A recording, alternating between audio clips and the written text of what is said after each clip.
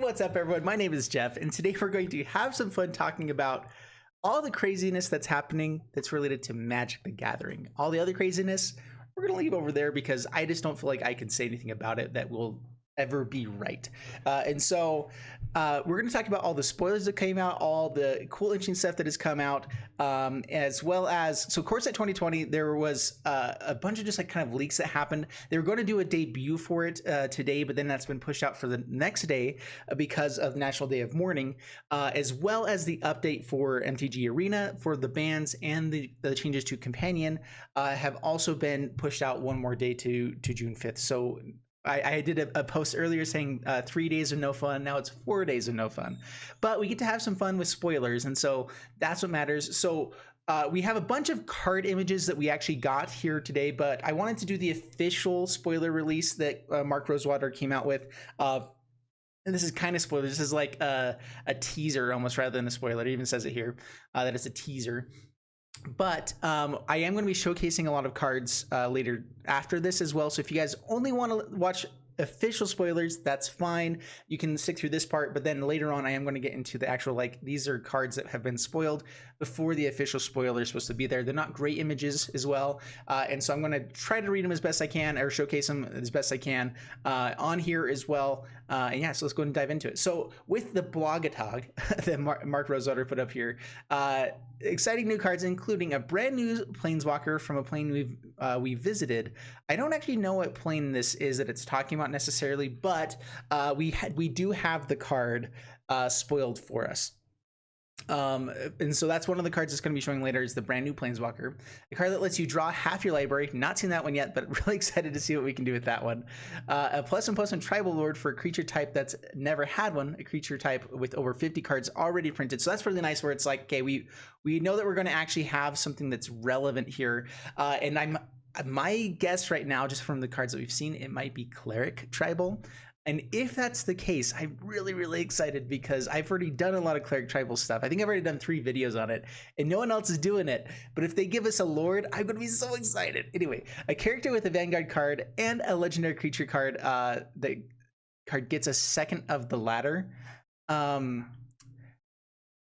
A character with Vanguard card gets a legendary creature card is what I'm guessing that means. It's really confusing. Okay, a card with 31 different options. I have no clue how that's going to work out. I wonder if that's just kind of like, okay, if you work out all these things, it's going to equal out 31 different options, but really it's like you're going to use maybe 5 options at any given time. That's what it seems like most likely. A card that gains all activated abilities of a certain subset of cards in a place it's never been before. So maybe like enchantments or instant or sorcery, something like that, where it's not been done before necessarily.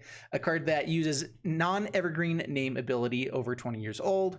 That's pretty cool that they're doing that. I'm not sure if they're actually going to use the non-evergreen named ability, or if it's going to be or if it's going to actually I'm trying to think if it's going to like spell it out, just like how they've done different abilities before, but they like worded it not in the non-evergreen ability name, like prowess. They've kind of given us prowess type stuff before that doesn't have the word prowess on it. So I'm not sure if that's how they're going about doing it, and that's going to count here or not. A card with words battlefield, cast, creature, convert mana cost, end of turn, exile, graveyard, and mana cost. So I think that we do actually know which one this is in the spoilers as well, which is a really cool reprint I'm really excited about. And are inspired from a cycle from Urza's Saga block, non-evergreen. Some people have been speculating that might be Rancor, which I don't actually know. That's just one of the things I've seen. A non-evergreen enchantment subtype returns. This is something I'm kind of hoping Shrines is a thing, because they've already done Saga twice now, and I don't think that would be coming back as much. Core Set 2021 also has a number of fun reprints, including a popular character first introduced in flavor text, no clue there. A French vanilla mythic rare. I do believe that we have that one here. I'll have to check it out if that's the right one that we're talking about. A popular aura that's started as a part of a cycle. A card that's a unique protection, or with a unique protection. Okay, we'll see what that does. And actually, I think that we do know which one this is. The unique protection is one of the ones that is spoilered. two cards played in tournament that have been reprinted over 20 times with at least 5 different pieces of art. I feel like that's duress. It's like all these things that are like they're played in tournaments. Duress is of course going to be played in tournaments. There's a bunch of like cards like that that are just like used, that they're giving us new pieces of art for it. Maybe we'll see. Card that's never previously appeared in a premiere set. That might, does that mean that they're bringing a card in that's from like a commander set or something like that? I don't know what counts as premiere set. I've not been around this kind of stuff long enough to know what that means. Maybe you guys know, so please leave down in the comments below if you do. A card that's never been reprinted before, which has 2, 3, 5, and 6 all appear on the card. A human monk, which I'm all about the human monk stuff going on, as well as just more humans is pretty cool. And a card from the Spiral Time Shift sheet. All right, it's cool. A lot of people have been speculating on what that is. If you guys want to jump into the speculations, leave some down in the comments below, or maybe just post links to, or I guess you can't do links on YouTube, but just let us know what you guys have there. Okay, now we're going to be diving into the actual card spoilers from here on out. With the first one, we have Teferi boy himself, the art here, which is, I think is super beautiful art. Really, really cool. And another 4-mana Planeswalker Teferi that is... Wizards. Why do you always do this? It's really good. It's really, really good. All right, so I know that the text is a little bit fuzzy here, so I'll try to read it the best I can. And then on some of the other ones where you just can't read it, I'll try to put out text there. But again, you guys can go find this stuff on your own if you guys want to as well. So I'll try to read it and tell what it does as best I can, though. All right, so 4 mana cost. It has flash. It has 3 loyalty. So a flash planeswalker, I'm actually a fan of that. I think it's pretty cool. I think that they have done that in the past. I'm not really sure. I think it was with the creature version of Teferi or something like that. I can't remember. Anyway, but it has flash, which is pretty cool. And then you can +1 look at the top 2 cards of your library, put one of them into your hand and the other on the bottom of your library. So it's not card draw, which means that it dodges around the Narset ability. You get to just put it into your hand, which makes this really good. You get to basically scry 2, draw 1 of those. Is kind of like what this does, and it's really good as a +1. The fact that you can flash this out and bring it out is pretty cool. So that's not the good part.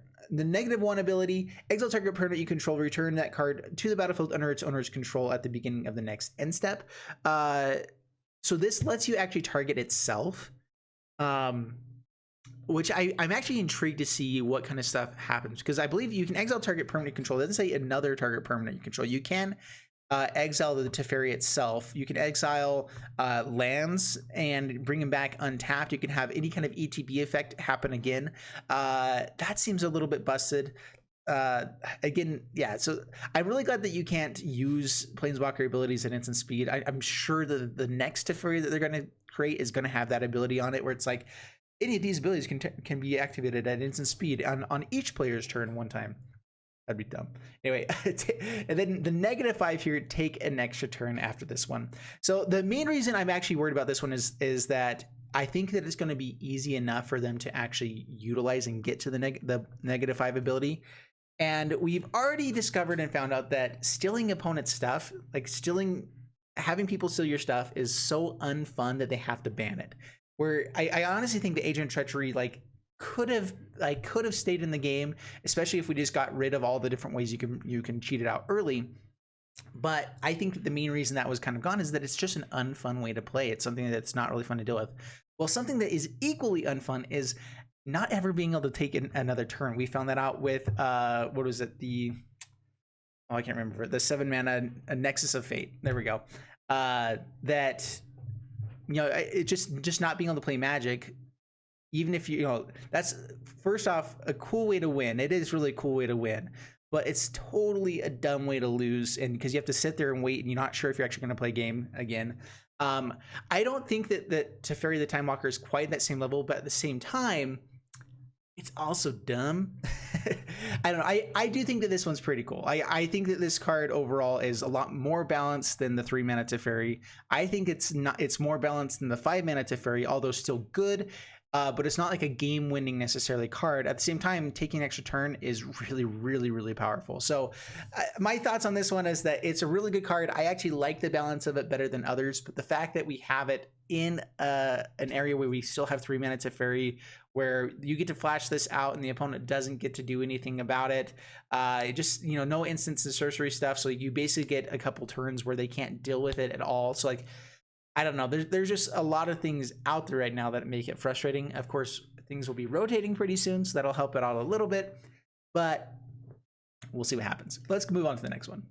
Our second and probably the most busted card here is Vito, Thorn of the Dusk Rose. First off, this is going to be an insanely wanted card in Commander, especially as a commander is just really, really powerful. In Standard, the fact that this is only 3 mana cost makes it actually ridiculously playable. We don't know the actual stats of it just yet because that has been kept from us. I'm not sure if there is a copy of this that's out there that doesn't have that, but I've not been able to find one just yet.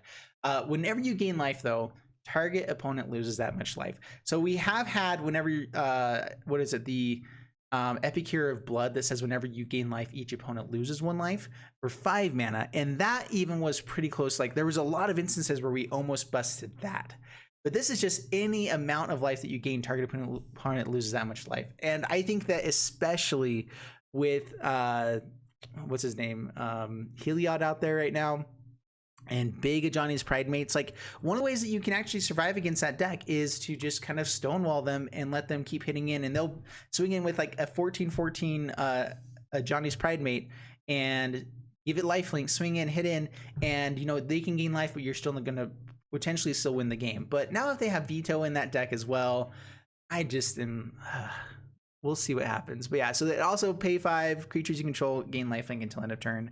Yippee. The biggest issue I think here is that in Commander, it's an immediate infinite combo with Exquisite Blood. Whenever an opponent loses life, you gain that much life. And then whenever you then gain life, target opponent loses that much life.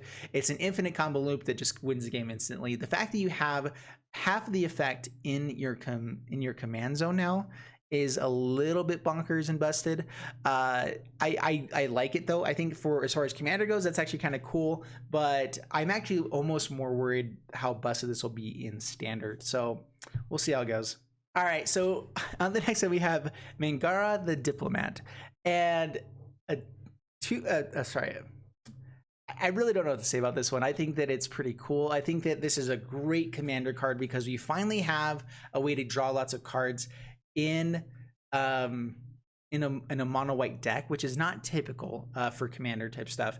So I don't think this is quite playable in Standard, but this is definitely kind of made for Commander, which I don't love that there's just like bulk mythic rares in Standard that really only do a lot of stuff in Commander. Although I do think this might be a sideboard card occasionally in Standard or something like that, or you could build around it. If there's a Cleric Tribal deck, we'll see how that goes. Sorry, let me read the card. It's a 4 mana 2/4 with lifelink, so nah. Whenever an opponent attacks with creatures, if 2 or more of those creatures are attacking you and or planeswalkers you control, draw a card. So again, as a sideboard card against an aggro matchup, if you're playing control, you know, a lot of times you can play a 4 mana creature as long as it gives you value and stuff like that on turn 4. You've maybe already board wiped, something like that. This can actually help win games with this. So I think as a 1 of or 2 of in the sideboard or in a control deck can make sense already with just that side of it alone. And then whenever an opponent casts their second spell each turn, you get to draw a card. That's the side of it I feel like is a lot more usable in the Commander side of things, which I think will actually make a mono white Commander actually be playable. Where mono white, that's the biggest issue, is that just there's not a lot of card draw necessarily, and that adds a lot of extra card draw where you can potentially draw 3 cards per turn on opponent's turns. It could. And then they can be casting double cards on someone else's turn as well. Like I think that happens fairly often to where you're going to be drawing cards pretty consistently with this Gaara the Diplomat. Of course, keeping it on the battlefield is another thing, although mono white can do that fairly well. So I don't know. I do think that this is a pretty cool card. I do like it. I think that in standard, it definitely has potential to see play.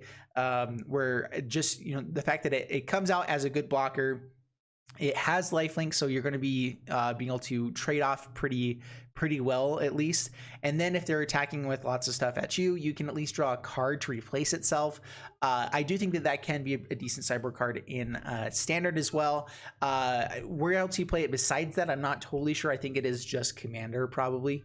But I think it's a pretty good card in commander, good enough to where I think that it can see play even outside of the command zone here and there. Again, I don't play Commander that much, so let me know in the comments below if you guys like this one or not. All right, next up we got Massacre Worm. 6 mana cost, 3 generic, 3 black. And sorry, the glare on this makes it a little bit hard to read, but whenever Massacre Worm enters the battlefield, creatures your opponent's control get -2/-2 until end of turn. Whenever a creature an opponent controls dies, that player loses 2 life. I really like this ability of just whenever an opponent's creature dies, they lose life. Where we've seen a lot on like whenever a creature you control dies, the opponent loses life. I really like it on the reverse side of it, where it's like I get to win just by killing your stuff. I think it's actually a pretty cool control type of way to go. I'm not sure if it's been printed in the past. I'm sure it has. I'm fairly new to Magic, you know, being in this 4 years and doing it like a ton, but I'm still pretty new to Magic even with that. But I think this is a pretty cool card. I think that there's going to be some really fun archetypes. I think that the -2/-2 actually is pretty legitimate. This could be a decent sideboard card. This could be a decent main game plan type of thing. Although, or you know, at least played in a control type of deck that's going to be killing creatures here and there. The only issue is that there's a lot of effects right now that exile versus kill that are more board wipe type of effects, and in black especially. And so I'm not sure if you're going to be able to utilize this quite the same way that you'd hope to with a lot of board wipes in like a mono black. And having three black pips on that makes it a little bit harder to play. But I could definitely see an Orzhov type of deck, maybe with Cruel Celebrants and everything like that. So you're just pinging in a lot, and then when other people's stuff die, you get even more points of damage done. It seems pretty cool. All right, we finally got to the second Planeswalker, the new Planeswalker here, and it's Bastry Ket. 3 mana cost, 3 loyalty. I actually think this is a really good Planeswalker, and it's good in mono white and for aggro decks. Yes, thank you. Gideon Blackblade was almost there. It did some pretty cool stuff, and it was good. This one is actually legitimately powerful, and it's because of its -2 ability, but let's go ahead and read through them. So the +1 ability, put a +1/+1 counter on up to 1 target creature. It gains indestructible until end of turn. I think that alone is actually pretty powerful, and the fact you can do that after the -2 is legitimate. It's like a really powerful effect. The -2 here, though, is what's busted. Whenever 1 or more non-token creatures attack this turn, create that many 1/1 white soldier creature tokens that are tapped and attacking. So this comes out on turn 3, turn 4, something like that. We've already brought out 3 creatures, and we get to swing in, and all of a sudden you create another 3 creatures that are tapped and attacking and 1/1s. That is actually legitimately powerful and very aggressive. That could mean you know, dealing about 10 points of damage by turn 3 just by bringing this out with a bunch of 1/1s. So I think the white weenie deck is definitely where you want to be putting this into. And this is kind of like the turn 4, turn 5 slot that can still legitimately be good on turn 3 as well. And I think that's where we've had a lot of issues with this type of effect, is that you know, this is good even if you're getting two soldier tokens coming out and tapping and attacking, especially if there's no blockers out, because a lot of times they're not playing blockers quite quickly enough. But then also, just if you're just only have 1 or 2 creatures, you can just start taking this up and hopefully get to the emblem, which is a -6. You get emblem with at the beginning of combat on your turn. Create a 1 white soldier creature token, then put a +1/+1 counter on each creature you control. So I think that is powerful enough that even if, you know, opponent has board wiped you a couple times, you're not able to quite stay in the game, you can then just hopefully build up to the -6, get an emblem, and that can beat out control decks, especially if it's every single turn you're creating first a 2/2, then you know, 2/2 and a 3/3, and then, you know, just whatever, keep going up. That's really powerful. And I think that this actually gives aggro another, especially a white aggro deck, kind of gives the pieces that it needed, because it was gone for a while. And I know that a lot of people hate mono white aggro. People like hate mono red aggro, whatever, I still just like the idea that there's pieces there for every archetype to have a shot. That's what I like. All right, next up we have Bane Slayer Angel, which I believe is a reprint. I've not actually played with it myself, but I'm pretty sure it's a reprint. 5 mana cost, 5/5, flying, first strike, lifelink. Awesome, love that. And then also protection from demons and dragons, which a lot of times dragons are the flyers that you run into that will be big enough to actually handle this. Some demons as well. And so Bane Slayer Angel, I really like this. It's we get basically a better version of Lyra. It's not legendary. We no longer have the things that kill non-legendary stuff, so it's legitimately just better than Lyra now. And I love the Lyra just as a good top end for a lot of different decks. Lyra is one of my favorite cards when it was out, which I know that it was a copy basically of this card as well, I believe. But it's just really good. I like to have it in standard. I think that it's useful here. I think that the protection from demons and dragons in standard right now is actually a legitimate card as well, where there are enough demons, enough dragons that it's like, hey, we'll run into it eventually, or here and there. And so it's like I like that I like the card. I think it's really cool. I like that it's reprinted for Commander as well. So big fan of this card. I think it'll definitely shake up the format a little bit here and there. Even if it's just like a better finisher for control decks to be actually swinging in with an angel, or if it's a top end of a mid-range deck or even a mono white deck. I think is really powerful. All right, we'll start out with this one, and the top one is definitely probably the most epic reprint that's been done here, but Shaundra, Heart of Fire, 5 per mana cost, 5 loyalty, +1, discard your hand, then exile the top 3 cards of your library until end of turn. You may play cards exiled this way. I actually really like that. I think that that's a powerful effect for a deck that's playing really, really aggressively. It's not quite as good in more of a control matchup, but at the same time, every once in a while you're empty-handed, this can draw you 3 cards. It has another +1 ability that just says deal 2 damage to any target. That's pretty good. I think that this would be much better if it was a 4 mana cost, but of course, we've seen how busted that can be as well. 2 damage to any target consistently over and over again is actually pretty good, pretty powerful.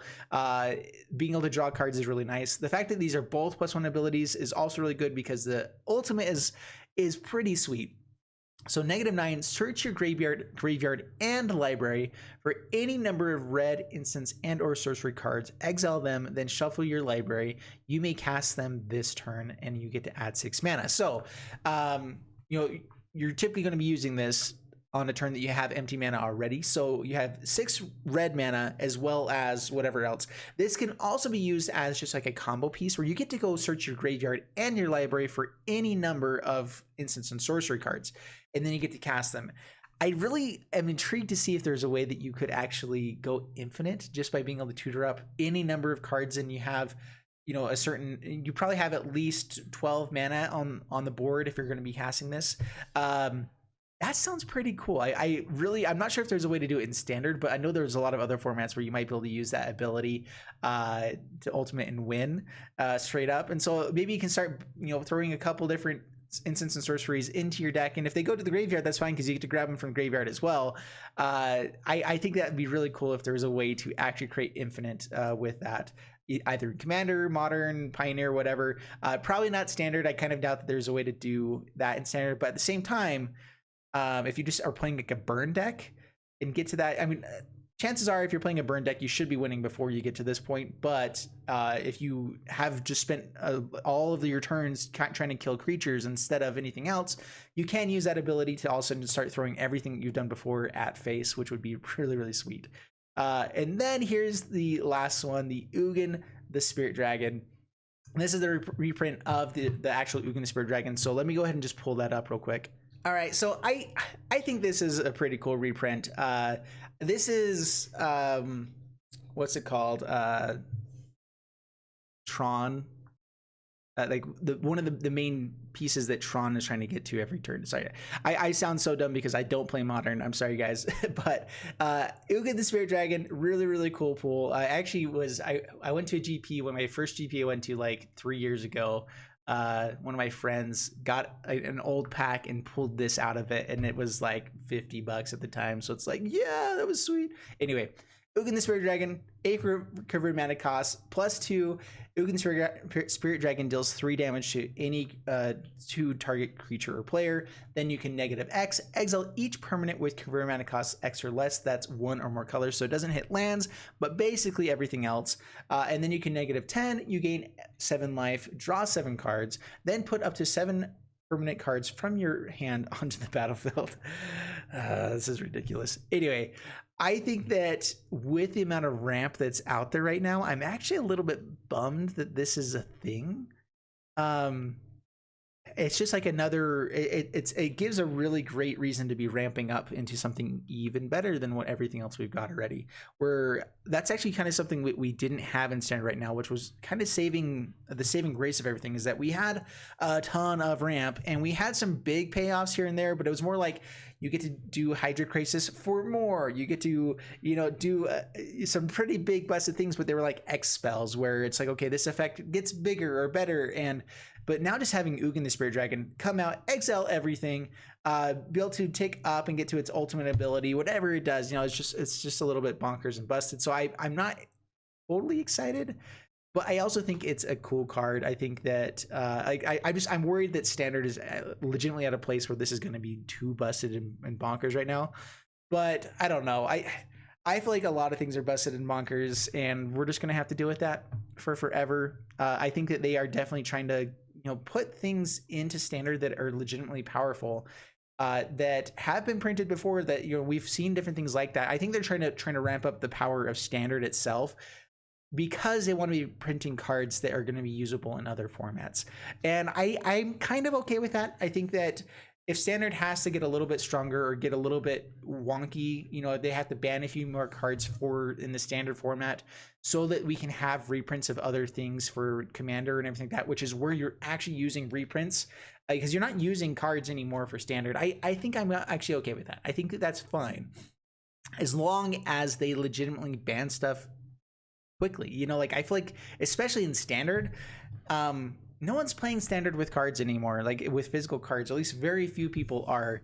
And so let's just get those Standard bans, let's get the historic bans done really quick, really efficiently. Let's not deal with crap every time that we have to go through that, and then we can print a bunch of awesome cards and maybe use them in historic and not Standard, or we get to use them in Brawl, which I think this would be a sweet Brawl card to be playing with, that's something like that. Anyway, I think that there's a lot of really cool things out there that we can be doing, that I hope Wizards lets us do hopefully soon. Anyway, that is it for all the spoilers today. I would love to hear your guys' thoughts on just what you guys think is the good cards, which ones you think are dumb to have come out, because there are some that it's like, yay again.